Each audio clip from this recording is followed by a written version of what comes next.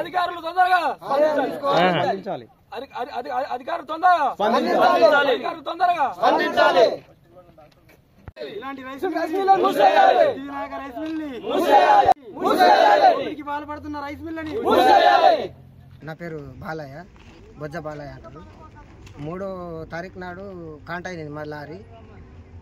వడ్లు బీర్కూరు రస్ మిల్క్ కొంటపోయి ఇప్పటిదాకా lorry దించుకుర్రు. Lorry వచ్చేసింది, మర లోడ్ చేసుకొని పోయింది. కానీ మాకు ట్రక్ సిటీ వచ్చిర్రు.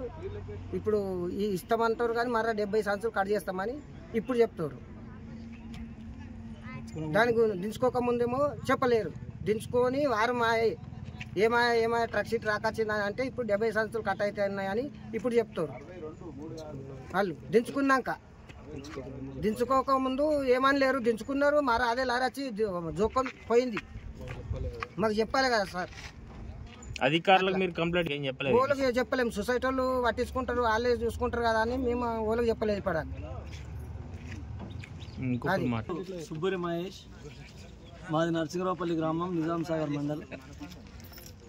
మా యొక్క వడ్లు వర్షాలు పడి చాలా ఇబ్బంది అయింది.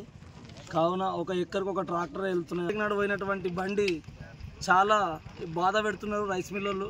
70 సంచులు కట్టు కావడం అనేది బాధాకరమైన విషయం ఇది. మరియు 615 బస్తాలు లోడింగ్ పంపించినాము.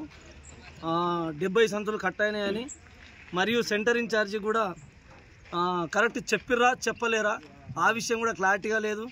మరియు సొసైటీ వాళ్ళకు కూడా చెప్పిర్రా లేదనేది కరెక్ట్గా తెలుస్తలేదు.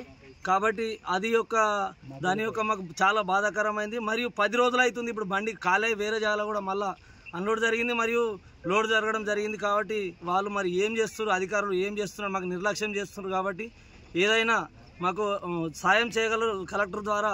ఈ యొక్క మాకు ఇబ్బంది అనిపిస్తుంది. మా రైతులను సహకరించగలరని మా యొక్క మనవి చేస్తున్నాము. Local to global news at your finger tips. మీ చేతిలో ఒక ఆయుధం. Download Raw TV app. Media legend Ravi Prakash is back.